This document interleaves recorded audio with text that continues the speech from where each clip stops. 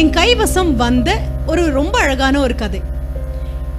இந்த கதையை உணர்ந்துதான் இதுக்கு முன்னால ஒரு தலைமுறை போச்சு. அந்த தலைமுறையை உங்களுக்கு ஞாபகப்படுத்துறதுக்காக தான் இந்த கதை. ஒரு ஃப்ளைட் கமாண்டர், விங் கமாண்டர், அவர் நின்றுட்டு இருக்காரு. அவருக்கு மிகப்பெரிய ஒரு பொறுப்பு. இது 2017 தொடர்புடைய கதையே இல்லை.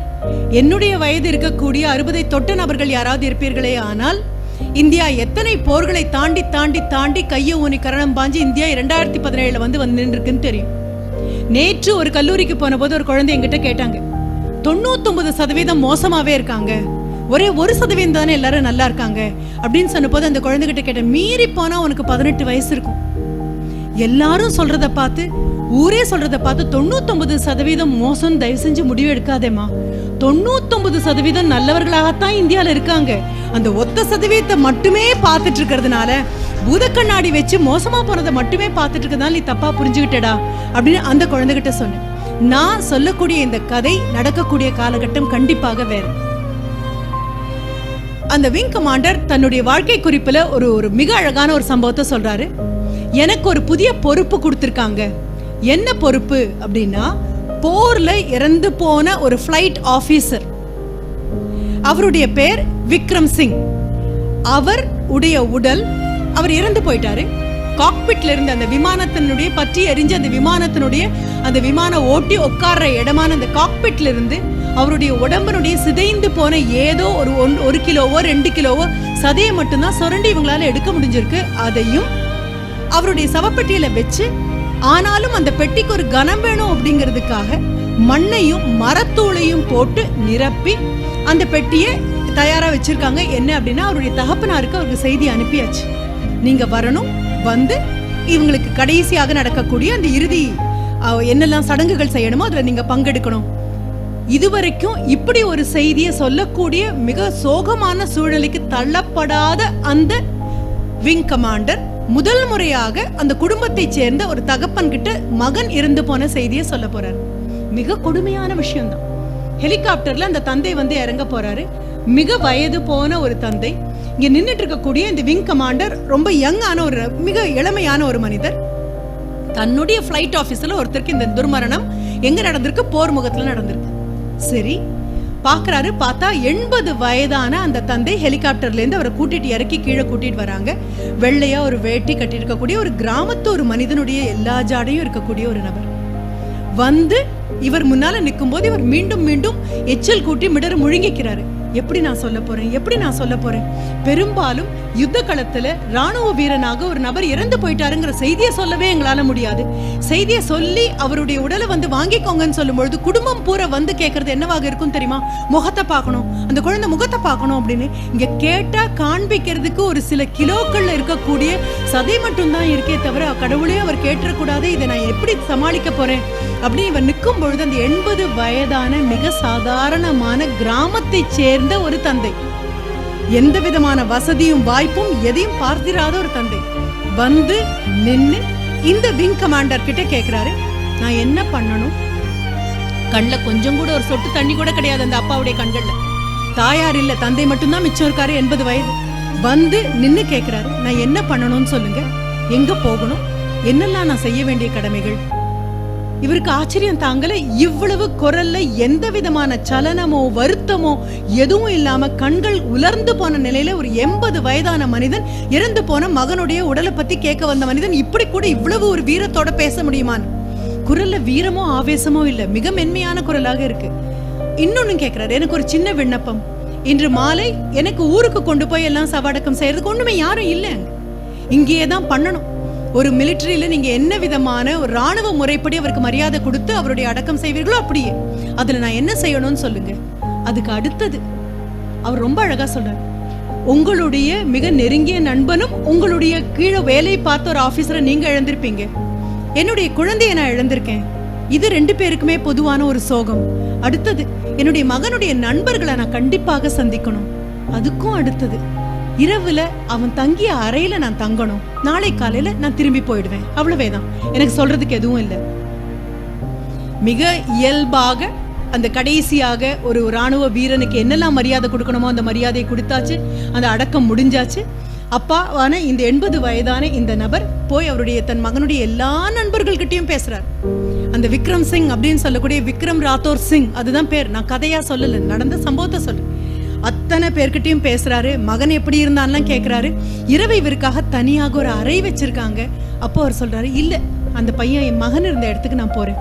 போய் அன்று இரவு அங்கேயே இருக்காரு. அடுத்த நாள் காலையில வந்து நான் கிளம்புறேன், அவ்வளவே தான். அடுத்தது இவரை கூட்டிட்டு போய் பக்கத்துல இருக்கக்கூடிய சிவில் விமான நிலையம் அங்க இருக்கக்கூடிய இடத்துல கூட்டாச்சு. அவர் கிளம்பி போனதுக்கு அப்புறம் இந்த கதையை நம்ம கிட்ட சொல்லிட்டு வரக்கூடிய அந்த விங் கமாண்டர் தன்னுடைய மேல இருக்கக்கூடிய அதிகாரி கிட்ட போய் சொல்றாரு, நிஜமா இப்படி ஒரு மனிதரை நான் வாழ்க்கையில பார்த்ததில்லை. எத்தனை ஒத்திகை பார்த்தேன் தெரியுமா? இப்படி ஒரு தந்தை வந்து நிற்கும் போது நான் எப்படி பதில் பேச போறேன் ரொம்ப அச்சப்பட்டேன். ஆனா அந்த மனிதர் எந்த முகமாற்றமும் இல்லாம, எதோ பத்தியுமே கவலைப்படாம, இவ்வளவு கிளீனா இவ்வளவு அழகா சொல்லி முடிச்சுட்டு கிளம்பி போயிட்டாரு. அப்படிங்கும் பொழுது இந்த விங் கமாண்டருக்கும் மேலே இருக்கக்கூடிய அதிகாரி சொல்றாரு, நீங்கெல்லாம் போர்ல இருக்கக்கூடிய ஒரு பெரிய வீரனை தானே பார்த்திருப்பீங்க. இன்னைக்கு வந்திருந்து போன அந்த தந்தை பேர் என்னன்னு தெரியுமா? 80 வயதான அந்த மிக பாமரனாக இந்தியால எங்க இருக்காருன்னு கூட தெரியாத, நாம யாரும் கண்டுகொள்ளாம போகக்கூடிய அந்த மனிதர் பேரு லக்ஷ்மண் ராத்தோர் சிங். இதுதான் அந்த அப்பாவோட பேரு. ஆனா ரொம்ப நூதனமான போராளி அவர். என்ன காரணம் தெரியுமா? 3 மகன்களை பெற்றெடுத்தவர். முதல் மகன் கியான் சிங் அப்படின்னு பேரு. லடாக்ல, அதாவது நான் சொல்லக்கூடியது இந்தியாவுக்கும் சைனாவுக்கும் முதல்ல ஒரு போர் நடந்தது. இது எதுவுமே நமக்கு தெரியாது. வரலாறு அப்படின்னு நம்ம நினைக்கக்கூடியது எல்லாமே கோடிட்ட இடங்களை நிரப்பக்கூடிய வெறும் வார்த்தைகளாக மாறிப்போன துக்கம் தான் இந்த நாட்டினுடைய. அவருடைய முதல்ல எங்கன்னா லடாக்ல, அவருடையது 1962 வந்த போர்ல இறந்து போனது முதல் மகனான கியான் சிங். அடுத்தது 1965 இந்தியா பாகிஸ்தானுக்கான அடுத்த ஒரு யுத்தம். அப்படி வரும்போது அந்த முதல் யுத்தத்துல அந்த 2வது மகனான வீர் சிங் அவரும் போயாச்சு. இப்போ விக்ரம்னு சொல்லக்கூடிய 3வது மகன் 1971 வந்த, நம்ம எல்லாருக்குமே தெரிஞ்சிருக்கும், எங்க வயதோட பங்களாதேஷ் பிறக்கிறதுக்கான அந்த ஆயத்தத்துல இருந்த ஒன்று. யாஹ்யா கான்கிற பேர் கூட நீங்க கேள்விப்பட்டிருக்கலாம். 3வது மகனையும் இழந்துட்டாரு. ஆனா ஒரு வார்த்தை சொல்லல, புலம்பி அழல, யார்கிட்டையும் எதுவும் சொல்லல. நீங்க யோசிச்சு பாருங்க, நடிகர்களுக்கும் நடிகைகளுக்கும் பாட்டு எழுதுறவங்களுக்கும் மெட்டமைக்கிறவங்களுக்கும் இவர்களுக்கெல்லாம் இந்தியா இந்த விருது கொடுக்கணும், அந்த விருது கொடுக்கணும், அந்த விருது கொடுக்கணும், இந்த விருது கொடுக்கணும் அப்படின்னு நீங்களும் நானும் போட்டியிட்டு கையெழுத்துக்கள் போட்டு அனுப்பக்கூடிய நம்ம நாட்டுல ஏதோ ஒரு கிராமத்துல ஏதோ ஒரு மூலையில 3 குழந்தைகளையும் உங்களுக்காகவும் எனக்காகவும் நீங்களும் நானும் இந்த அறையில அமைதியா உட்கார்ந்து ஒரு பேச்சை கேட்கணுங்கிறதுக்காக ஏதோ ஒரு தகப்பன் இழக்க தயாராக இருக்கும் பொழுது, அப்படிப்பட்ட தகப்பன் ஊட்டி வளர்க்கக்கூடிய வீரமும், அப்படிப்பட்ட தகப்பனோடு அவன் மனைவியாக இருந்த அந்த தாயாரும் வீரம் ஊட்டி வளர்த்தா, அங்க குடும்ப உறவுகள் ஆணித்தரமாக ஆழமாக வேர்பாய்ச்சும்.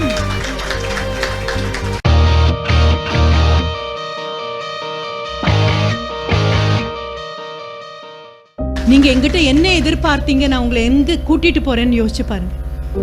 சொல்வாங்க, ஜப்பான்ல ஒரு குழந்தைய ஒரு அம்மா அடிக்கும் பொழுதெல்லாம் ஒரே ஒரு வரி சொல்லி அடிப்பாங்களாம். ஜப்பானுடைய பிரஜையா இருந்துட்டு உன்னால எப்படி இப்படி செய்ய போச்சு, ஜப்பானியனா இருந்து உன்னால எப்படி இப்படி செய்ய போச்சு. இப்ப திரும்பி வருவோம். என் குழந்தை என்கிட்ட அம்மான்னு பார்க்காம என்கிட்ட எகிரி சண்டை போடுது, மதிக்கவே மாட்டேங்கிறான் என் பையன், எனக்கு நான் என்ன சொன்னாலும் கேட்க மாட்டேங்கிறான் அப்படின்னு புலம்புறதை நிறுத்தலாம். அதற்கு ஒரு வயசு இருக்கு, அதை நான் சரின்னு சொல்லல. 13, 14, 15, 16, 17 இந்த வயதுக்குள்ள மீண்டும் நீங்க யாராவது போவீங்களான்னு உங்களை கேட்டா நீங்க போவீங்களோ எனக்கு தெரியாது. என்ன போவியான்னு கேட்டா நான் இந்த விளையாட்டுக்கு வரலன்னு ஓடி வந்துருவேன். ஏன்னா அவ்வளவு அபாயகரமான ஒரு உலகத்தை உருவாக்கி குழந்தைங்க கிட்ட கொடுத்துருக்கோம். நாட்டை பத்தி நம்ம குழந்தைகிட்ட நம்ம பேசுறது இல்லை, வீட்டை பத்தி நம்ம குழந்தைகிட்ட நம்ம பேசுறது இல்லை, தகப்பன் பட்ட பாடுகளை பத்தி நம்ம பேசுறது இல்லை. தகப்பனுடைய தகப்பனோ தாயாருடைய தகப்பனோ குடும்பத்துல இருந்த பெரியவங்கள்லாம் எப்படியெல்லாம் வாழ்ந்தாங்கன்னு சொன்னதில்லை. ஏன் அவர்களுடைய பெயர் என்னன்னு கூட நம்ம குழந்தைக்கு நம்ம அறிமுகப்படுத்துறது இல்லை. ஒரு காலத்துல தாத்தாவுடைய பேரை பேரனுக்கும் பாட்டியுடைய பேரை பேத்திக்கும் வச்ச காலங்கள் உண்டு. அதை வாயை சொல்லி கூப்பிட கூச்சப்பட்டுக்கிட்டு ஏதோ ஒரு சின்ன பேரை சொல்லி அந்த குழந்தைங்களை விழித்ததெல்லாம் உண்டு. இவங்க ஜாடையிலேயே இருக்காங்களே, அவங்க ஜாடையிலேயே இருக்காங்களேன்னு தூக்கி தோல்ல வச்சு தெய்வம் மாதிரி பெரியவங்களை எல்லாம் கொண்டாடின காலம் உண்டு. என்ன எங்க வழி தவறி போச்சுன்னு தெரியாது. இதே நாட்டில இருந்துதான், இதே நம்ம கிட்ட இருந்துதான் ஒரு 50 வருடங்களுக்கு முன்னால அவ்வளோ பெரிய பேராளுமை பெற்ற தலைவர்கள் எல்லாம் இங்கிருந்து தான் வந்தாங்க. வானத்துல இருந்து ஆண்டவன் தூக்கி போடல, இங்கிருந்தே தான் வந்தாங்க. இதே மண்ணுக்குள்ள இருந்தே தான் வந்தாங்க. நமக்கு நடுவுல இருந்தே தான் வந்தாங்க. திடீர்னு அத்தனை பேரும் காணாம போயிட்டாங்கன்னு நமக்கு என்ன ஆச்சுன்னு தான் நம்ம இப்ப பார்க்க ஆரம்பிக்கணும். ஆமாம், 13, 14, 15 18, 19 வயது வரைக்கும் கையை பிடிச்சா பிடிபடாம நழுவக்கூடிய குழந்தைகள் தான். நீங்க செய்ய வேண்டிய உதவி 13 வயசுல அந்த குழந்தைக்கு நீங்க இந்த குழந்தைய மாத்தி எடுக்கணும் அப்படின்னு பேராசைக்குள்ள இறங்குறதுக்கு முன்னால ஒண்ணு புரிஞ்சுக்கோங்க. எப்பவும் என் கூட இருக்கக்கூடிய ஆசிரியர்கள் கிட்ட நான் சொல்லக்கூடியது, ஜெர்மனில தான் ஆசிரியர்களுக்கு இணையாக வேற யாருக்குமே அங்க சம்பளம் கிடையாதான். The most paid people in Germany happen to be teachers. ஆசிரியர்களுக்கு தான் அதிகமான சம்பளம். மருத்துவர்களும் பொறியியல் வல்லுநர்களும் விவசாயத்துல விஞ்ஞானிகளாக இருக்கக்கூடியவங்க அத்தனை பேரும் அதற்கு ஒரு ரெப்ரசன்டேஷன் கொடுத்தாங்க. எங்களுக்கும் ஆசிரியர்களுக்கு சமமாக வேணும் அப்படின்னு கேட்டபோது பதில் என்ன வந்துதான் தெரியுமா? உங்களை மருத்துவராகவும் பொறியியல் வல்லுநராகவும் விஞ்ஞானியாகவும் மாற்றி எடுத்த அந்த ஆசிரியர் அளவுக்கு எப்படி உங்களுக்கு சம்பளம் கொடுக்க முடியும் அப்படின்னு கேட்டாங்க. இப்ப இது 2-way டிராபிக். ஆசிரியராக இருக்கும் தகுதியை நான் அடைய வேண்டும், என்னை ஆசிரியர் மீண்டும் மீண்டும் சமுதாயம் எனக்கு சொல்லிட்டே இருக்கணும். வெறும் கல்லா கொண்டு போய் கோவில்ல பிரதிஷ்டை தான் பண்றோம். நீங்களும் நானும் கையெடுத்து கும்பிட்டு அர்ச்சனை பண்ணி மந்திரங்கள் ஓதி நாம தான் தெய்வத்திற்கும் சக்தி கொடுக்கிறோம். நாம கல்லா வச்சது ஒரு தெய்வமா மாறுறதுக்கு தெய்வத்தினுடைய சக்தி அல்ல, பக்தனுடைய பக்தி தான் தெய்வத்தை தெய்வமா மாத்தி காமிக்கிற மாதிரி சமுதாயத்தில் இருக்கக்கூடிய ஒவ்வொருத்தரையும் அவங்களா மாத்தி கொண்டு வரணும் அப்படின்னா ரொம்ப பெரிய விஷயம். அப்ப நான் ஆசிரியர்கள் கிட்ட சொல்லுவேன், ஆசிரியர் ஆவதற்கான பரிபூரணமான தகுதி இல்லைன்னா 10 விதமான கோணத்துல பார்த்தாலும் அப்பழுக்கில்லாத ஆசிரியராக ஆகக்கூடிய தகுதியில ஒரு மாற்று குறைந்தால் கூட தயவு செஞ்சு அந்த வேலைக்கு வந்துடாதீங்க. இதே விண்ணப்பத்தை தாய் தகப்பனான உங்க முன்னாலேயும் வைக்கிறேன். கணவன் மனைவியா இருக்கிறதுக்கு ஒன்றும் பெரிய கஷ்டம் இல்லப்பா. ஒத்து போறது பாதி நாட்கள், சண்டை போடுறது மீதி நாட்கள் உண்டு. ஆமாம், நம்ம உடம்புலயே சொந்த அம்மா தான், தாய்மையை நம்ம கொண்டாடுறோம், எல்லாம் அழகா தான் இருக்கு. ஆனாலும் முதல் 3 மாசம் வயிற்றுக்குள்ள வந்த கருவை அந்த அம்மாவுடைய உடம்பு ஒத்துக்காது. கண்ணில் ஒரு சின்ன தூசி விழுந்தா கசக்கி கண்ணு வெளியில அனுப்புற மாதிரி வாந்தி எடுக்கும், வயிற்ற பெரட்டும், தலை சுத்தும். புதிதாக உடம்புக்குள்ள வந்த உயிரை ஒத்துக்க மாட்டேன் அந்த அம்மாவுடைய உடலும் மனசும் சொல்லும் பொழுது மனசு மீண்டும் சொல்லும், இல்ல நீதானே அடுத்தது இதை பராமரிக்கணும், நீதானே இதை காப்பாத்தணும். பிறக்கிறது வெறும் குழந்தை மட்டும் இல்லை, நாங்க அப்படிதான் நினைச்சிட்டு இருக்கோம். என்னுடைய ஒரு மாணவர் சொன்னாரு, எனக்கு ஒரு மகன் பிறந்திருக்கிறான்னு சொல்றதுக்கு பதிலாக அவர் சொன்னாரு இட்ஸ் a boy அப்படின்னு சொல்லி சொன்ன போது நான் சொன்னேன், சன்னு சொல்லி பழகு அப்படின்னு சொன்னேன். பிறக்கிற வரைக்கும் தானே ஆனா பெண்ணா, பிறந்ததுக்கு அப்புறம் மகனா மகளான் இல்லையா பேசி பழகணும் அப்படின்னு சொன்னதுக்கு அப்புறம் அடுத்ததும் சொன்னேன், இது நாள் வரைக்கும் வெறும் கணவன் மனைவியா இருந்த நீ தாயும் தகப்பனுமாக பிறந்திருக்கீங்கப்பா. குழந்தை மட்டும் பிறந்ததுன்னு யார் சொன்னாங்க? எல்லாருக்கும் மிட்டாய் கொடுக்குறீங்க, எல்லாருக்கும் கல்கண்டு கொடுக்குறீங்க, எல்லாருக்கும் இனிப்பு கொடுக்குறீங்க. குழந்தை பிறந்ததற்காக இல்ல. இதுவரைக்கும் மனைவியா இருந்த பெண்மணி ஒரு தாயாகவும், இதுவரைக்கும் கணவனாக மட்டுமே இருந்தவன் ஒரு தகப்பனாகவும் அந்த குழந்தையோட சேர்ந்து பிறந்திருக்கீங்க. மாமியாராவும் மாமனாராவும் இருந்தவங்க எல்லாம் தாத்தா பாட்டியா பிறந்திருக்காங்க. வெறும் நாத்தனார் நீங்க பார்த்தேல்லாம் அத்தையா பிறந்திருக்காங்க, ஒரு சித்தப்பா பிறந்திருக்காரு, ஒரு மாமா பிறந்திருக்காரு, ஒரு பெரியம்மா பிறந்திருக்காங்க, ஒரு பெரியப்பா பிறந்திருக்காங்க. உறவுகள் அத்தனையும் அந்த ஒத்த குழந்தையோட 10 மாசம் காவல் காத்து நின்னு பிறந்திருக்கு அப்படின்னா பெரிய பொறுப்பு பிறந்திருக்குன்னு அர்த்தம். விலங்குகளாகட்டும், செடி கொடிகளாகட்டும், இல்ல பறவைகளாகட்டும், யாரும் இந்த பொறுப்பை தட்டி கழிக்கவே இல்லை. கணவன் மனைவியா 1000 ஆசாபாசங்கள் நமக்குள்ள இருக்கலாம், கணவன் மனைவியா நமக்குள்ள கருத்து வேறுபாடுகள் 1000 இருக்கலாம். என்னதான் ஈருடல் ஓருயிர் அப்படிங்கிற வசனம் காதுக்கு இனிமையாக இருந்தாலும் பல நேரங்களில் நம்ப முடியாத சூழலாகவும் நமக்கு மாறலாம். 2 பேர்னா 2 பேர் தான் அர்த்தம். விட்டு கொடுக்கும் போது விட்டு கொடுக்கிறோம், ஒத்து போகும்போது ஒத்து போறோம், கண்டிக்கும் போது கண்டிக்கிறோம், கனிவா இருக்கும் போது கனிவா இருக்கிறோம். 2 பேரும் சேர்ந்து இந்த வாழ்க்கையை எவ்வளவு செம்மையா நடத்த முடியும், இதுதான். ஆனா ஒரு குழந்தைன்னு ஒண்ணு வந்ததுக்கு அப்புறம் நம்ம மீண்டும் புரிந்து கொள்ள வேண்டிய விஷயம், கணவனுக்கும் மனைவிக்கும் 1000 தகராறு இடையில வரலாம், அப்பா அம்மாக்கு நடுவில் வரக்கூடாது. நான் பல மேடைகள்ல மீண்டும் சொல்றது, நம்ம பெத்தவங்க முன்னாலேயும் நமக்கு பிறந்ததுக்கு முன்னாலேயும் தயவு செஞ்சு சண்டை போடாதீங்கன்னு சொல்வேன். நம்ம பெத்தவங்க முன்னால நீங்க சண்டை போட ஆரம்பிச்சீங்கன்னா வாழ்க்கை மேல இருக்கிற நம்பிக்கை அவங்களுக்கு போயிடும். நாம பெத்தது மேல நீங்க சண்டை போட்டீங்கன்னா திருமணம்ங்கிற எண்ணத்தின் மேலேயே அவங்களுக்கு நம்பிக்கை இல்லாம போயிடும். இப்ப இந்த பொறுப்புக்குள்ள வரலாம், அவ்வளவு சுலபம் இல்லைம்மா. எல்லாரும் ரொம்ப சுலபமாக தாலி கட்டி 3வது முடிச்சு விடுந்த அடுத்த நிமிஷம் வீட்டில் உள்ள பெரிய பாட்டி கேட்பாங்க, ஏதாவது விசேஷம் உண்டா? திரும்பி பாருங்க, இதெல்லாம் நம்ம கிண்டல் பண்ண காலங்கள் உண்டு. 3வது முடிச்சு விடுறதுக்குள்ள ஏதாவது விசேஷம் உண்டா, அந்த பெரியவங்களே இப்படிதான் அப்படின்னு சொல்லி. ஆனா சடைஞ்சுகிட்ட காலம்லாம் போயாச்சு. ஏதாவது விசேஷம் உண்டான்னு கரிசனத்தோடையும் அக்கறையோடையும் பயத்தோடையும் கேட்கக்கூடிய காலத்துக்குள்ள வந்துட்டோம். கருத்தரிப்பு மையங்கள் அப்படின்னு சொல்லக்கூடியது வீதிக்கு 4 வர அளவுக்கு விபரீதமான ஒரு வாழ்க்கை நெறிக்குள்ள நம்ம போயிருக்கோம். என்னுடைய மாணவிகளோ மாணவர்களோ இதை பத்தி பிரச்சனையா சொல்லும்பொழுது நான் என்ன சொல்வேன் தெரியுமா? அந்த குழந்தைங்கிட்ட, உன் கையில இருக்கக்கூடிய மொபைலையும் உன் கையில இருக்கக்கூடிய லேப்டாப்பையும் தயவு செஞ்சு எங்கேயாவது தூக்கி வீசிட்டு தொடர்பு எல்லைக்கு வெளியில நீங்க 2 பேரும் கண் காணாத தூரதேசம் போய் ஒரு 3 நாள் சந்தோஷமா இருந்துட்டு வாங்கடா. நீங்க விட்டுட்டு போனதுனால ஒண்ணு இங்க குடிமொழிக்கு போக போறது இல்லை. ஐயோ நான் விட்டுட்டு போன வியாபாரம் என்ன ஆகும்? பல நேரங்களில் 3 நாள் நம்ம இல்லை, 4 நாள் நம்ம இல்லைன்னா இன்னும் பல வாடிக்கையாளர்கள் அதிகமா வந்து சேர்ந்திருப்பாங்க. இது ஒரு சின்ன நினைப்பு தான். நான் விட்டுட்டு போனா என்ன ஆகும்? ஒரு அழகான நூதனமான ஒரு ஈகோனுடைய வெளிப்பாடு. மிக இயல்பாக ரொம்ப சுலபமாக குழந்தைங்க இப்ப இறங்கிடுறாங்க. இந்த ஒரு பத்திரிகை கொடுத்து திரும்புறதுக்குள்ள அடுத்த நிமிஷம் விவாகரத்துன்னு இறங்குறாங்க. கல்வி கொடுத்தாச்சு, நம்ம இத்தனை பெண்களுக்கு கல்வி கொடுத்துட்டோம். ஒரு தனி பெண்ணுக்கு கல்வி கொடுத்தோம் அப்படின்னா குடும்பமே கல்வி கற்ற மாதிரி, ஆணுக்கு கல்வி கொடுத்தால் ஆண் மட்டுமே, பெண்ணுக்கு கொடுத்தால் குடும்பமே கற்றது அப்படின்னு சொன்னதை நம்பினோம். இத்தனை பெண்களுக்கு கொடுத்துருக்கோம். ஆனாலும் எல்லாரும் அச்சத்தோட வாழறோம். எல்லாருக்குள்ளேயும் ஒரு பயம், எந்த நம்பிக்கையும் யாருக்குள்ளேயும் இருக்கிற மாதிரி தெரியல அப்படின்னா கொஞ்சம் வந்த பாதையை மீண்டும் பார்க்கணும்.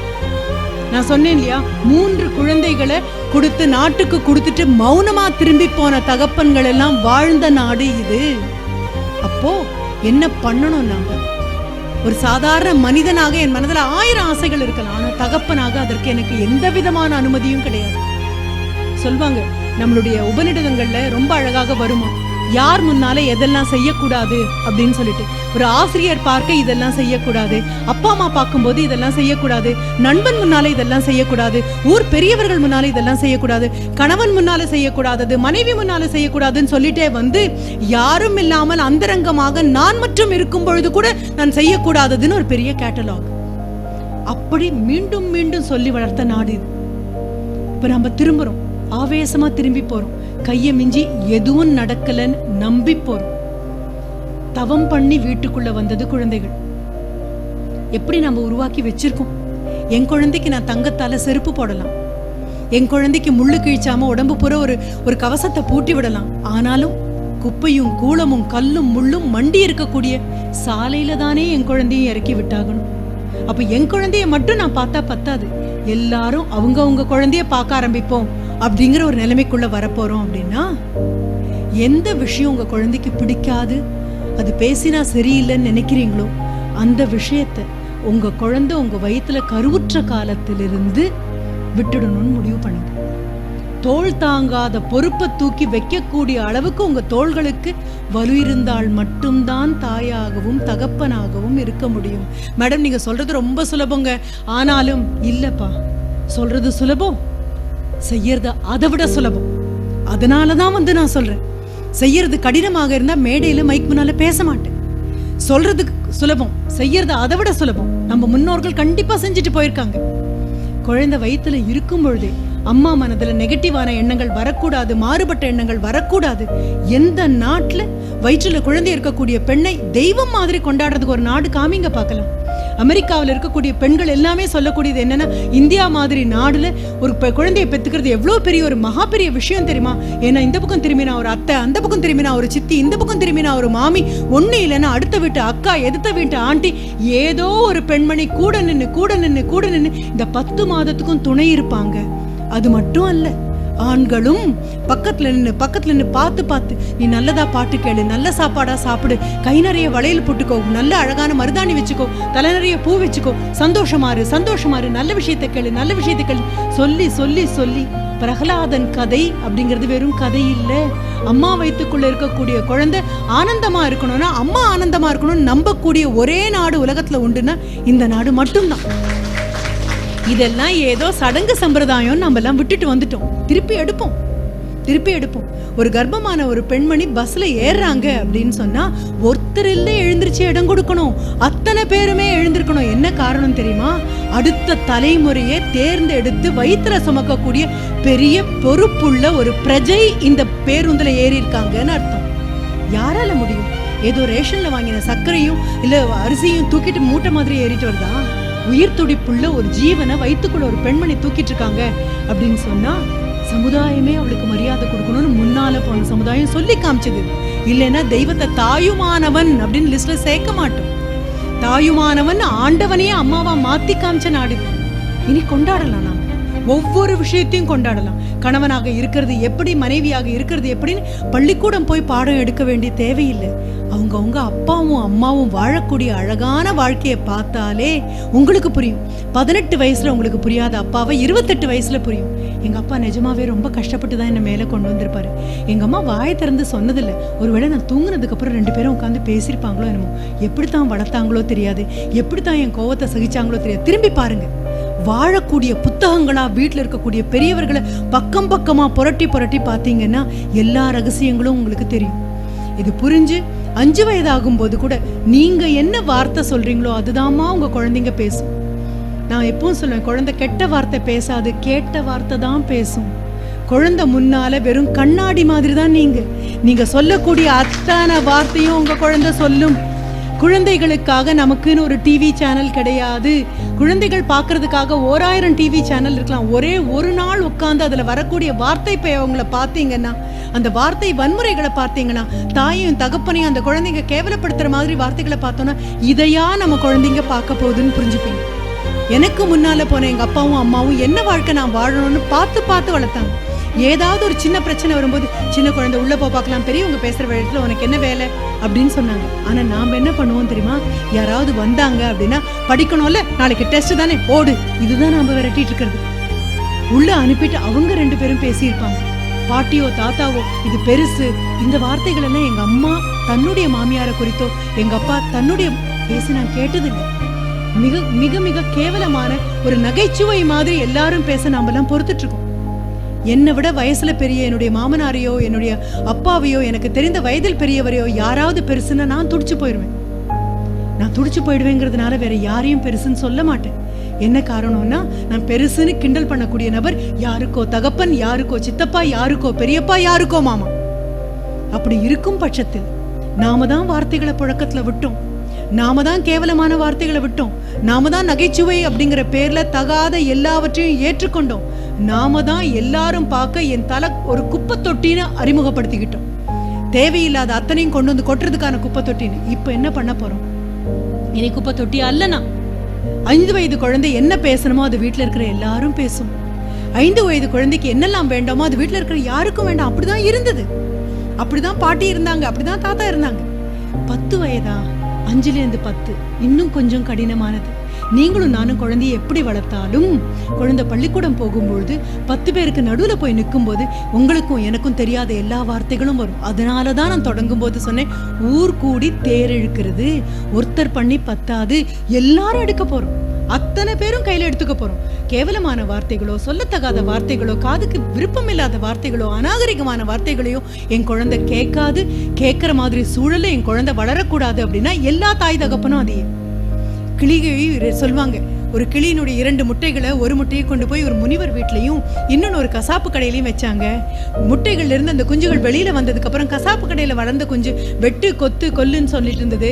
முனிவர் வீட்டுல இருந்தது, வாங்க உட்காருங்க, என்ன சாப்பிட்டீங்கன்னு கேட்டது. கிளிகள் தான் எதை கேக்குதோ, எதை பார்க்குதோ, எது பயிற்சியப்படுதோ அதுவே தான். வீட்டை மாத்துங்க, வீட்டுக்குள்ள இருக்கிற எல்லாரும் எல்லார்கிட்டையும் இனிமையா பேசுங்க. நீங்க 2 பேர் வீட்டுல சண்டை போடும்போது பாத்தீங்கன்னா விளையாடிட்டு இருக்கிற குழந்தை அமைதியாயிடும். திரும்பி பார்த்தீங்கன்னா உங்க 2 பேரை மட்டுமே பார்த்துட்டு இருக்கும். சில சமயம் ரொம்ப பயமா இருக்கும் அந்த குழந்தைக்கு. உள்ளங்கையில் இருக்கிற ரேகையை அழிக்கிற மாதிரி குமிஞ்சு தன் கையை தேய்ச்சிட்டு உட்காந்துட்டு இருக்கும். நான் பார்த்துருக்கேன்.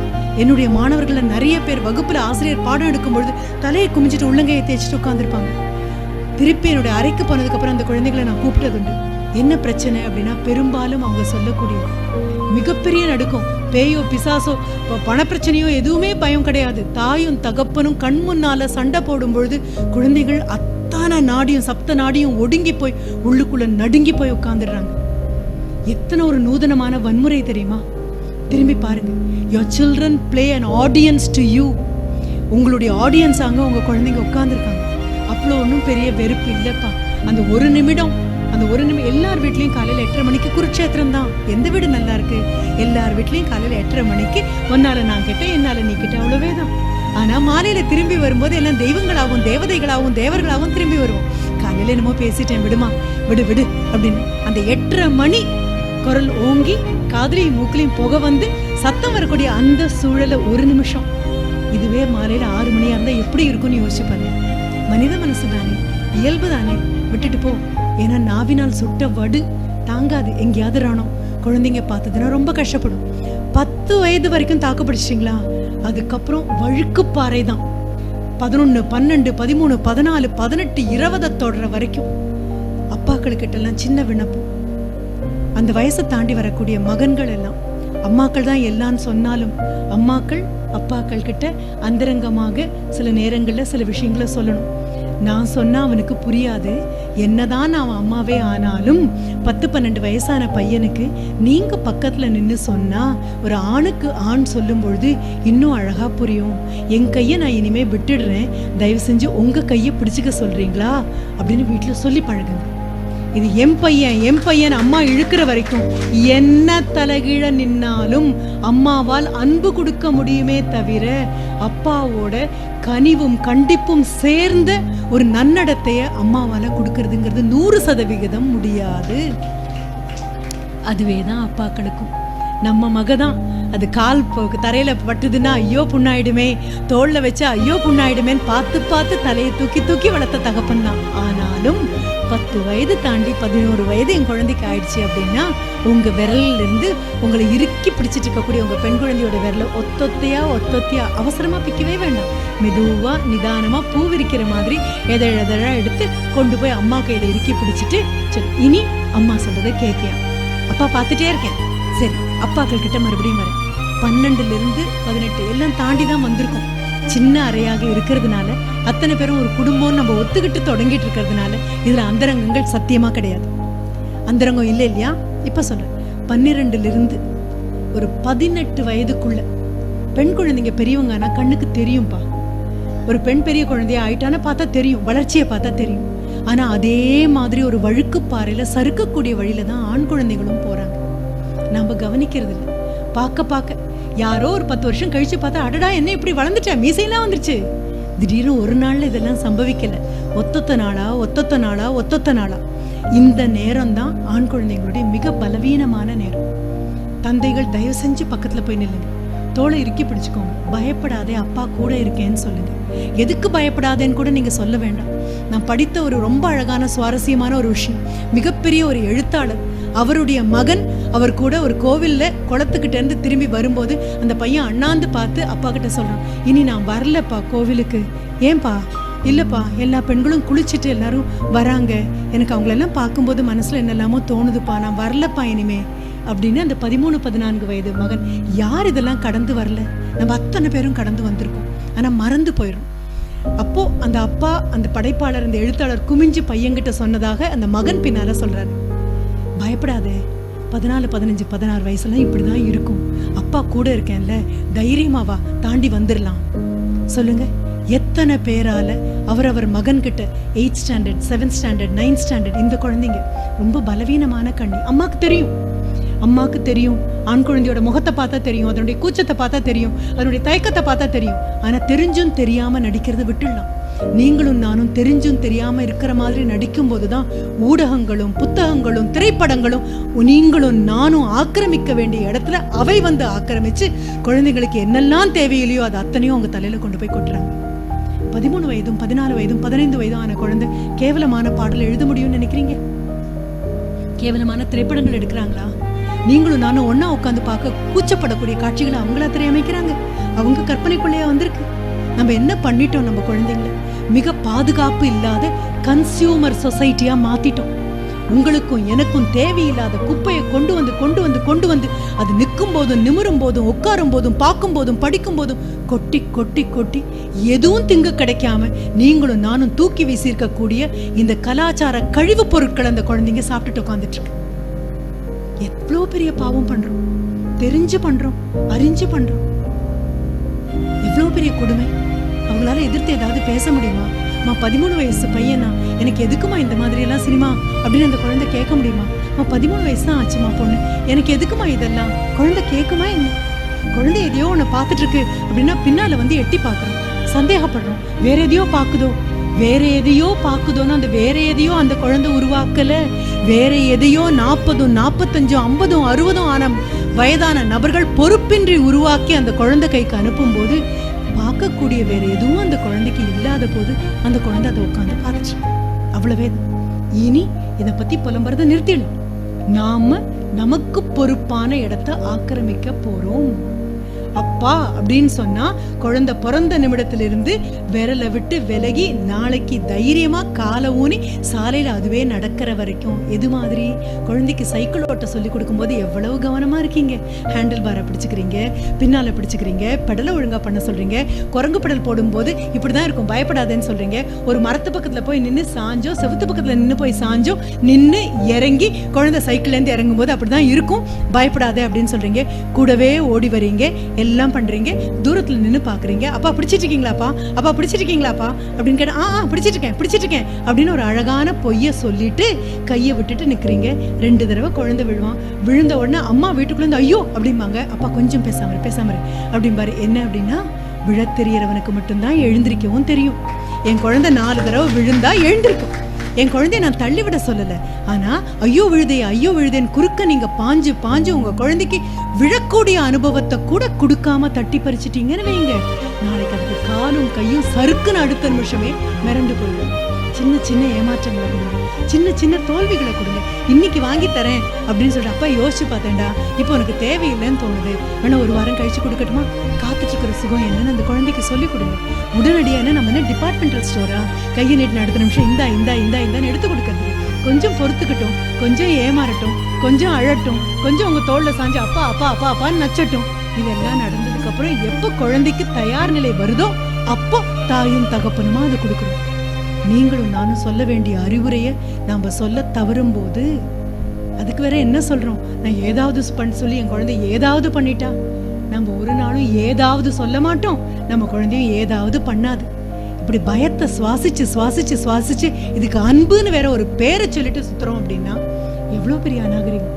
கண்டிக்க நமக்கு உரிமை இருக்கு, கடுமையா அல்ல. கண்ணு பார்த்து அன்பா, இல்லப்பா இது தப்பு அப்படின்னு சொல்ல நமக்கு உரிமை இருக்கு. பக்கத்துல உட்காந்து கையை பிடிச்சு எத்தனை நாளாச்சு உங்க குழந்தைய நீங்க தொட்டு பேசி? யோசிச்சு பாருங்க. குழந்தைங்கிட்ட நான் சொல்லுவேன், அம்மாவையும் அப்பாவையும் தொட்டு பேசி எவ்வளவு நாளாச்சு? 5 புலன்கள்னு சொல்றீங்க, 4 உங்க முகத்திலேயே உட்காந்தாச்சு, மிச்சம் உடம்பு பூரா ஓடிட்டு இருக்கு இல்லையா? இந்த உடம்பு பூரா ஓடிட்டு இருக்கக்கூடிய இந்த தீண்டும் இன்பம் குழந்தைங்களை எப்ப தொட்டு பார்த்திருக்கீங்க? எப்ப பேசியிருக்கீங்க? எப்போ வீர தீரமான கதைகளை உங்க குழந்தைங்க கிட்ட சொல்லியிருக்கீங்க? யோசிச்சு பாருங்க. எத்தனை வீர தீரமான கதைகள். அப்பா விரல பிடிச்சுக்கிட்டு ராத்திரி 10 மணிக்கு ஒரு மரத்தடியில போய் நம்ம நின்னதில்லை. அப்பாவும் அம்மாவும் நான் இருக்கும்போது பயப்படாதே அப்படின்னு சொன்னதில்லை. அம்மா இங்கேன்னு சொல்லல, எனக்கு ஒரு டம்ளர் தண்ணி எடுத்துட்டு வா அப்படின்னு குடம் எடுக்கும்போது அம்மா நான் பார்த்துட்டே இருக்கேன், பயப்படாது. எத்தனை உரம் ஊட்டிய வாழ்க்கை அது, எத்தனை செழிப்பான வாழ்க்கை. எங்க விட்டு விலகி நாம நின்னுட்டோம். உங்களுக்கு ஆரம்பத்துல அந்த ராணுவ வீரனுடைய கதை சொன்னேன் இல்லையா? அந்த 3 பேர் நம்ம திரும்பி வந்து நம்ம குழந்தைகளுக்கு பெரிய பெரிய கதைகள் சொல்றோம். அது அபிமன்யுவாக இருந்தாலும் சரி, கடினமாக உழைத்து உழைப்ப மட்டுமே வெற்றின்னு சொல்லிட்டு போன தலைமுறையை பத்தி சொல்றோம். வெற்றி அடைந்த நபர்களை நீங்களும் நானும் அடையாளம் காட்ட வேண்டிய அவசியம் இல்லை. எவரெஸ்ட்ல ஏறின நபர்களை அடையாளம் காட்ட வேண்டிய அவசியம் இல்லை. எவரெஸ்ட்ல ஏறணும்னு நினைச்சு ஏறுறதுக்கு 1 அடி எவரெஸ்ட் தொடறதுக்கு முன்னால நின்று போன நபர்களும் வெற்றி அடைந்தவர்கள் தான். இந்த வெற்றியை குழந்தைகிட்ட சொல்வோம், இந்த ஏமாற்றங்களை குழந்தைகிட்ட சொல்வோம், இந்தியாவை பத்தி குழந்தைகிட்ட சொல்வோம். பக்கத்துல உட்காந்து உங்க குழந்தைகிட்ட சொல்வீங்க. ரொம்ப குறும்பு பண்ணானா ஒரு பையன், தாங்கவே முடியாம அவங்க அப்பா அங்கேயும் எங்கேயும் பார்த்து பொறுக்க முடியாம டேபிள் மேல ஒரு அட்லஸ் இருந்தது. அந்த அட்லஸ் ஏதோ பழைய புராதனமான அட்லஸ், அதுல இருக்கக்கூடிய வேர்ல்டு மேப் அப்படியே கிழிச்சு பையன்கிட்ட கொடுத்து சுக்கு நூறா கிழிச்சு எங்க உட்காந்து அமைதியா விட்டுடா அப்படின்னு சொல்லிட்டு போயிட்டாரு. 5வது நிமிஷம் குழந்தை ஒட்டி கொண்டு வந்து கொடுத்துட்டான். அவ்வளவேதான். என்ன அப்படின்னு சொன்னா, அந்த பழைய அட்லஸ்ல ஒரு பக்கம் வேர்ல்டு மேப் இருக்கு, பின்பக்கம் அந்த பையன் மறக்காம ஏதோ ஒரு ஆளுடைய படத்தை அவனுக்கு தெரிஞ்ச மாதிரி கிறுக்கி வரைஞ்சிருக்கான். வேர்ல்டு மேப்ல இருக்கக்கூடிய ஒவ்வொரு இடத்தையும் அவனுக்கு ஒட்ட தெரியாது, ஆனா ஒரு மனிதனுடைய உடம்புல உறுப்புகள் எங்கன்னு ஒட்ட முடியும். உங்களுக்கு எனக்கும் தெரிய வேண்டியது அதுதான். கையை மிஞ்சி போகல. நம்ம போறோம், திரும்பி வீட்டுக்கு போறோம், சந்தோஷமா உட்கார்ந்து சாப்பிடுறோம். அம்மாவை அறிமுகப்படுத்தும் போது அப்பா பெருமையா, அதுதான் பாரதி சொல்லுவா, எந்தையும் தாயும் மகிழ்ந்து குலாவி இருந்தது முன்னாடி. தாயும் தகப்பனும் சந்தோஷமாக ஒருத்தர் பார்த்து சிரிச்சு பெருமையாக, இது என் கணவன் அப்படிங்கிற பெருமையோட அந்த மனைவியும், இது என் மனைவி பெருமையோட, ஜோக்குக்காக கூட கிண்டலுக்காக கூட தன்னுடைய வாழ்க்கை துணைவியை பத்தி கேவலமாகவோ கிண்டலாகவோ பேசாத பேராண்மையோட ஆண்களும், ஒரு ஜோக்குக்காக கூட 4 பேர்கிட்ட புரியணும், அவங்க சிரிக்கணுங்கிற நக்கலாக கூட தன் கணவனை விட்டு கொடுக்காத பெருங்கருணையோட பெண்களும். ஒன்று பெருங்கருணை, இன்னொன்று பேராண்மை. இவங்க தாயும் தகப்பனா மாறும்போது அப்பாவை பார்த்துப்படி, அப்பாவை பார்த்துப்படி அப்படின்னு சொல்லக்கூடிய அம்மா, உங்க அம்மாட்ட கேள்டா எத்தனை நல்ல மனுஷி தெரியுமா அப்படின்னு சொல்லக்கூடிய கணவன். மனைவி கிட்ட நல்ல குணங்கள் இருக்கும் பொழுது குழந்தைங்க முன்னால வச்சு மனைவியுடைய தாய் தகப்பனை பாராட்டி பேசக்கூடிய கணவன். கணவன் கிட்ட நல்ல குணங்களை பார்க்கும் பொழுது குழந்தைங்க முன்னால வச்சு கணவனுடைய தாய் தகப்பனை பாராட்டி பேசக்கூடிய பெண்மணி. இது எல்லாமே நாம ஏதோ மூட பழக்க வழக்கம் நினைச்சு விட்டுட்டோம். இல்ல, வீட்டு வாசல்ல போடுற கோலம் எவ்வளவு நேர்த்தியானதோ அதை விட நேர்த்தியானது மனதுல போட வேண்டிய உறவுகளுக்கான கோலம். மறக்காம அந்த கோலங்களை செப்பனிடும். எதுவும் நம்ம கை மிஞ்சி போகல.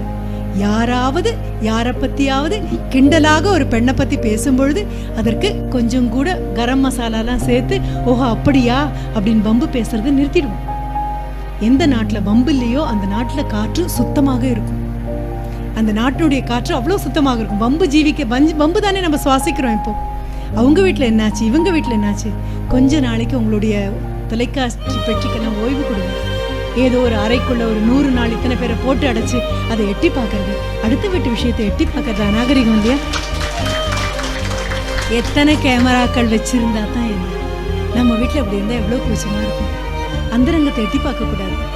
சொல்லுங்க, குழந்தைங்களுக்கு சொல்லுங்க, சிசி இதுதான் தப்புடாமா, கூச்சமான விஷயம் இல்லை அப்படின்னு அம்மாவும் அப்பாவும் கூச்சப்பட்டு தலையை குஞ்சாலே குழந்தைக்கு தெரியும் இது தவறு அப்படின்னு. நீங்க சொல்லுங்க, நீங்க சொல்றது உங்க குழந்தைங்க கேட்கும். அதுக்கப்புறம் எண்ணி ஒரு 10 வருஷம் கழிச்சு இந்த சிக்கலோ சிடுக்கோ இல்ல, சின்ன சின்ன சிக்கல் சிடுக்கு வரும், இல்லைன்னு நான் சொல்லவே இல்லை. பொறுத்து போங்க. ரொம்ப கடினமான வாழ்க்கை சூழலை தாண்டி வராங்க. 13, 14, 15, 16 சாதாரணமான வயசு. ஊடகங்களும் அவங்கள சுத்தி இருக்கிறவங்களும் எத்தனை வன்கொடுமைக்குள்ள அவங்களை ஆளாக்குறாங்கன்னா ரொம்ப கடினமானது. மாலையில திரும்பி வரும்போது குழந்தையோட டிஃபன் பாக்ஸ்ல வச்ச சாப்பாடு அப்படியே 2 நாளா இருக்குன்னா நீங்களும் உங்க கணவரும் உட்காந்து பேசுறதுக்காச்சுன்னு அர்த்தம். திரும்பி வரக்கூடிய மகன் ஓடி போய் ரூம்ல வந்து கதவை அரைஞ்சு சாத்திக்கிறான், என்ன சொன்னாலும் சில்லு சில்லு சில்லு சில்லுன்னு விடுறான் அப்படின்னா அவன் உடல் மொழி ஆரோக்கியமாக இல்லை அப்படின்னா நீங்களும் உங்களுடைய மனைவியும் உட்கார்ந்து பேசுற நாளாச்சு. உட்கார்ந்து பேசுங்க. அடுத்த வீட்டு குழந்தைக்காகவா, அவங்க உங்க குழந்தைக்காக. அது போக நாட்டுப்பற்ற தயவு செஞ்சு குழந்தைக்கு ஊட்டுற சாப்பாடோட ஊட்டி கொடுங்க. எவ்வளவு பெரிய நாடு தெரியுமான்னு சொல்லுங்க. வெறும் நெகட்டிவாக இல்லாததெல்லாம் ஊதி பெருசு பண்றதை விட்டுட்டு நல்ல விஷயங்களை குழந்தைங்களுக்கு சொல்லிக் கொடுங்க. உங்களுக்கு தெரியும், உங்க அப்பா அம்மா சொல்லி கொடுத்தாங்க, நீங்க சொல்லி கொடுக்க போறீங்க. உள்ளங்கையில வச்சு இதுக்கு எத்திக்கல் லெகசின்னு சொல்லுவோம். அறம் சார் உயில். எங்க அப்பா யார் தெரியுமா, எங்க அம்மா யார் தெரியுமா அப்படின்னு அண்ணாந்து உங்க குழந்தை பார்க்கணும்னா அண்ணாந்து போகக்கூடிய அந்த உயரத்துக்கு போங்க. நல்லதை படின்னு சொல்லுங்க. நீங்க சொல்ற கதைகள் தான். வீட்டுக்கு போய் இந்த சனி ஞாயிறுல ஒரு அழகான ஒரு ஹோம்ஒர்க்கும் நான் கொடுத்துட்டு விலகிறேன். என்ன ஹோம்ஒர்க் தெரியுமா? ஒவ்வொரு வீட்லேயும் உங்களுடைய ஃபேமிலி ட்ரீ, குடும்ப மரம் என்ன தெரியுமா? யாரு அம்மாவும் அப்பாவும் நடுவில் இருக்கிறதாச்சா? இந்த வேர்கள் என்னன்னு பாருங்க. எங்கிருந்து இந்த மரம் வந்ததுன்னு பாருங்க. தாத்தா பேர் என்ன, தாத்தாவோட தாத்தா பேர் என்ன, அவுரங்கசீப்பினுடைய அப்பா பேர் என்னவாக இருந்தா உங்களுக்கும் எனக்கும் என்ன? என்னெல்லாம் நம்ம வரலாறா படிக்கிறோம், எதெல்லாம் நம்ம கேட்குறோம். நம்ம குழந்தையுடைய தாத்தா பேர் என்ன, கொள்ளு தாத்தன் பேர் என்ன, சித்தப்பன் பேர் என்ன, மாமா பேர் என்ன, ஒண்ணு விட்டு அண்ணன் பேர் என்ன சொல்ல வேண்டாமா? நாம என்ன பனை மரங்களா, தென்னை மரங்களா, வாழை மரங்களா, பாக்கு மரங்களா? தனிமரம் தோப்பாகாதுன்னு சொல்றதுக்கு நம்ம ஒருத்தரும் ஆலமரம் இல்லையா? ஆலமரம் தனிமரமும் தோப்பு தானே. ஒவ்வொரு குடும்பமும் ஆலமரம். போறோம் 10 விரலாலையும் குழந்தைய அரவணைச்சு எடுத்துக்கிறோம். சொல்றோம், எனக்கு கிடைக்காத பெரிய சொத்து நீ, என்னால முடிஞ்ச எல்லாவற்றையும் நான் உனக்காக செய்யறேன். ஆனா நான் பட்ட கஷ்டம் நீ கஷ்டப்படக்கூடாதுன்னு மட்டும் ஆண்டவங்கிட்ட வேண்டிக்கிறேன். நீ கஷ்டமே படக்கூடாதுன்னு நான் ஒரு நாள் வேண்ட மாட்டேன். ஏன்னா ஒவ்வொரு மரமும் வேர் விடணும்னா இயற்கை அதற்காக மோத வேண்டிய பாறைகளையும் இருட்டையும் கொடுத்துருக்கு. உனக்குன்னு வரும் கஷ்டங்கள் அந்த கஷ்டம் வரும்போது திரும்பி பார்த்தேன்னா அப்பாவும் அம்மாவும் நிற்போம். நாளைக்கு நீ மார்க் வாங்கி பெரிய ஆளாகிறதெல்லாம் கிடையாதுப்பா. ஊருக்குள்ள ஒரு பெருவெள்ளம் வந்தது அப்படின்னா ஓடி போய் 10 பேருக்கு உதவுற குழந்தையா நீ இருந்த அப்படின்னா அம்மா வயிறு குளிரும், அப்பா வயிறு குளிரும். இந்த நாட்டினோட பிரஜை. நான் உங்களுக்கு இது பல மேடைகளில் சொல்லியிருக்கேன், ஆனாலும் உங்ககிட்ட நான் சொல்லிட்டு போறேன். ஒரு பெருவெள்ளம் சென்னையில் வந்த போது ஓடி ஓடி எல்லாருக்கும் உதவுனது எல்லாம் 200க்கு 200 வாங்கின குழந்தைகள் இல்லைப்பா. நீங்களும் நானும் ஞாயிற்றுக்கிழமை சும்மா உட்கார வேண்டியதானே அப்படின்னு சொன்னா மாட்டேன்னு வீம்புக்கு அடிச்சு தள்ளிட்டு ஓடுற குழந்தை இருக்குல்ல. அப்ப தாத்தாவும் சொல்லியிருப்பாரு, பாட்டியும் சொல்ற, அப்படித்தான்டா ஊருக்கு உதவுனண்டா, நீ உட்காராத, ஓடி விளையாடுற நேரத்துல உட்காருங்கிற அவங்க அம்மா ஓடு அப்படின்னு சொல்லியிருப்பாங்க. அப்படி ஓடி ஓடி உங்க குழந்தை மாதிரியும் என் குழந்தை மாதிரியும் வசதியும் வாய்ப்பும் பார்க்காமல் அங்க இருக்கக்கூடிய பெரிய பெரிய சிமெண்ட் பைப்புல குடும்பம் நடத்தக்கூடிய ஏழை மக்களுடைய 2-3 குழந்தைங்க தான் பாஞ்சு நீஞ்சி எல்லாருக்கும் உணவு பொட்டலம் கொண்டு போய் கொடுத்துருக்காங்க. கடைசியில மாடியில நின்று ஐயோ எனக்கு முடியலையேன்னு கூவன பெரிய பெரிய நபர்களுடைய குழந்தைகளுக்கெல்லாம் கொண்டு போய் கொடுத்துருக்காங்க. அப்படி கொடுத்த போது அவங்கள கூப்பிட்டு அந்த 3 குழந்தைங்களையும் கூப்பிட்டு கேட்டாங்க, ஏண்டா உங்களுக்கு பசிக்கலையா, உங்களுக்கும் சாப்பாடு கொடுக்குறோம், நீ கொண்டு போய் அங்கே கொடுத்துட்டு இருக்க அப்படின்ன போது அந்த 3 குழந்தைங்களும் என்ன சொன்னாங்க தெரியுமா? நம்ம குழந்தை சொல்லுமான்னு தெரியல, ஆனா நான் சொன்னேன் இந்த 3 ராணுவ வீரனுடைய அப்பா அந்த மாதிரி போர் வீரம் உள்ள 3 சின்ன குழந்தைங்க, வீரம்னு கூட அவங்களுக்கு தெரியாது. அந்த குழந்தைங்க சொன்னது, எங்களுக்கெல்லாம் பசி பழக்கம், அவனுக்கெல்லாம் பசி தாங்க மாட்டானுங்க, அதனால தான் கொண்டு போய் கொடுத்துட்டு இருக்கேன். சொல்லுங்க, உங்க குழந்தைங்கள கூட்டிட்டு போங்க, உங்க குழந்தைங்கள உணவு வேஸ்ட் பண்ணக்கூடாதுன்னு சொல்லுங்க. தயவு செஞ்சு இது மறுபடியும் நான் சொல்றேன், பிறந்த நாள் சந்தோஷமா கொண்டாடுங்க, ஆனா ஆர்ஃபனேஜுங்கிற அனாதை இல்லத்துல தயவு செஞ்சு போய் கொண்டாடாதீங்க. புரிஞ்சுக்கோங்க, அங்க இருக்கக்கூடிய குழந்தைகளுக்கு பிறந்த நாளும் கிடையாது, கொண்டாட பெற்றவர்களும் கிடையாது.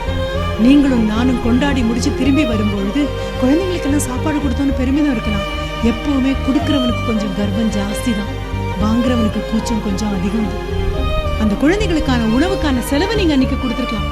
நாம போய் உட்காந்து நம்ம குழந்தை பார்க்க அத்தனை பேருக்கும் பரிமாறி திரும்பி வந்து அடுத்த நாள் நம்ம குழந்தை மறக்காம பள்ளிக்கூடத்துல போய் சொல்லணும், நாங்க ஒரு இல்லத்துல போய் எல்லாருக்கும் சாப்பாடு போட்டோம். கேவலமான கர்வம் வந்துடாம பாத்துக்கோங்க. சரி, அதுக்கு அடுத்து என்ன பண்ணணும்னா மிக நுணுக்கமான விஷயம், இதெல்லாம் தெரியாம தானே நம்ம பண்றோம், அறியாம தானே போய் பண்றோம். என் குழந்தை பிறந்த நாளைக்கு எல்லாருக்கும் சாப்பாடு போட்டேன், இதை விட பெரிய சாப்பாடு போட்ட நாட்டுல இருக்கோம் நம்ம. ஏதோ இப்ப எண்ணி பார்த்து இல்லங்களுக்கு போயிட்டு இருக்கோம். அடுத்தது, எப்பொழுதுமே விளக்கை ஏத்தி வச்சு பிறந்த நாள் கொண்டாடுற கலாச்சாரம் உள்ளவங்க நாம. ஊதி அணைச்சு இருட்ட கொண்டாடுற ஆட்கள் இல்லை நாம. அது நான் என்ன சொல்ல வரேன்னு உங்களுக்கு புரியும். அதுக்கும் அடுத்தது, குழந்தைக்கு பிறந்த நாள் அப்படின்னா உட்கார வச்சு வீட்டில் இருக்கிறவங்க எல்லாம் அதுக்கு தலையில அரிசி போட்டு ஆசீர்வாதம் பண்ணி, அடுத்த வீட்டாண்டி பக்கத்து வீட்டாண்டி அம்மா அப்பா தெரிஞ்ச அத்தனை பேரும் தலையில அரிசி போட்டு ஆசீர்வாதம் பண்ணுவாங்க. மிக அழகான கலாச்சாரம். குழந்தை எல்லார் காலையும் தொடும், எல்லாரும் சேர்ந்து ஆசீர்வதிப்போம். எந்த காரியத்திற்காகவும் காலத்தொடல அந்த குழந்தை நம்ம அத்தனை பேர் அனுபவத்தையும் ஆனந்தத்தையும் வச்சு வாழ்வாங்கு வாழணும்னு நம்ம ஆசீர்வதிப்போம். அடுத்தது, கோவில் ஒரு பூஜையாக இருக்கலாம், அல்லது நீங்க சர்ச்சுக்கு போறீங்களா அங்க ஒரு பூஜையாக இருக்கலாம். குழந்தைக்காக நமாஸ் அதிகமாக நம்ம இன்னும் 2 தடவை கூட தொழுகை பண்ணலாம். எல்லாரும் நல்லா இருக்கணும் அந்த குழந்தைக்கு சொல்லிக் கொடுப்போம். குழந்தையோட பேரை எழுதி அந்த கேக்கை வெட்டுற பழக்கத்திலேருந்து வெளியில வந்துடலாம். எதுவும் வெட்டுப்படுறதுக்காக நம்ம இல்லவே இல்லை, எல்லாம் சேர்றதுதான். அடுத்தது, இந்த குழந்தைங்க என்ன பண்ணிடுது தெரியுமா? இந்த கலாச்சாரம் போதை மாற ஊடகங்கள்லையும் திரைப்படங்கள்லையும் பார்த்த காட்சியில அழகான அந்த கேக் எடுத்து ஒருத்தர் முகத்துல ஒருத்தர் பூசிக்கிட்டு கொண்டாடுறதாக நம்ம ஒரு காட்சியை பார்க்குறோம். நமக்கு கட்டுப்படி ஆகும்னு நினைக்கிறீங்க நீங்க? உணவு பொருளை முகத்துல பூசிட்டு அதுக்கு நாகரிகம்னு சொல்ற அளவுக்கு இந்தியா எப்படி அநாகரிகமா போச்சு? அந்த ஒரு கேக்கை உருவாக்குற அந்த நபருக்கு கூட தன் குழந்தைக்கு அவ்வளவு விலை மதிப்பு வாய்ந்த கேக் அவருக்கு கொடுக்க முடியாது. குழந்தைகிட்ட சொல்லுங்க, உணவுங்கிறது சாப்பிட்றதுக்கு. எந்த நாட்டுல உழவுக்கும் தொழிலுக்கும் வந்தனை செய்வோமோ அந்த நாட்டுல ஆணி வேராக கலாச்சாரம் பரவும். அடையாளம் காட்டுங்க. நீங்களும் நானும் சந்தோஷமா இருக்கிறதுக்காக ஊர் எல்லையில எல்லை காவல் தெய்வங்கள் மாதிரி யார் பெத்த பையனோ, யாருடைய கணவனோ, யாருடைய காதலனோ, யாருடைய மகனோ, யாருடைய சித்தப்பாவோ, யாருடைய பெரியப்பாவோ எல்லை தெய்வங்கள் மாதிரி மதுரை வீரன் சாமி மாதிரி உட்கார்ந்து இருக்கிறதுல தாண்டா நாமெல்லாம் வீட்டுக்குள்ள சந்தோஷமா இருக்கும். அறிமுகப்படுத்துங்க. காவல்துறை அப்படி அறிமுகப்படுத்துங்க. ஒவ்வொருத்தரையும் பெருமையா அறிமுகப்படுத்துங்க. யாரையும் கீழ்த்தரமா பேசி மட்டும் சொல்லிடாதீங்க. அதே மாதிரி குழந்தைகிட்ட அரிசி எங்கிருந்து வருதுன்னு கேளுங்க. டிபார்ட்மெண்டல் ஸ்டோர்ல எங்க வருதுன்னு சொல்லக்கூடாது. உழவுனா என்னன்னு தெரியணும், சேருனா என்னன்னு தெரியணும், கால் புதஞ்சு அதுல இறங்குறதுனா என்னன்னு தெரியணும். உழவன் கணக்கு பார்த்தா உழக்கு நெல்லு கூட அவன் வீட்டுக்கு மிஞ்சாதுங்கிற கணக்கு குழந்தைக்கு தெரியணும். ஆரோக்கியமா வழங்கப்பா. அதற்கப்புறம் நம்ம ஆர்ப்பாட்டங்கள் எதுவுமே தேவையில்லாம போயிடும். நிதானமா திரும்பி போகலாம், அரவணைச்சுக்கலாம். கிடைக்காம கிடைச்ச இந்த வாழ்க்கையை கொண்டாடி கொண்டாடி வாழலாம். எல்லா தினங்களுமே கொண்டாட்ட தினங்களாக இருக்கும். எல்லா தினங்களுமே அனுபவ தினங்களாக இருக்கும். எல்லா தினங்களுமே சந்தோஷமான தினங்களாக இருக்கும். நன்றி, வணக்கம்.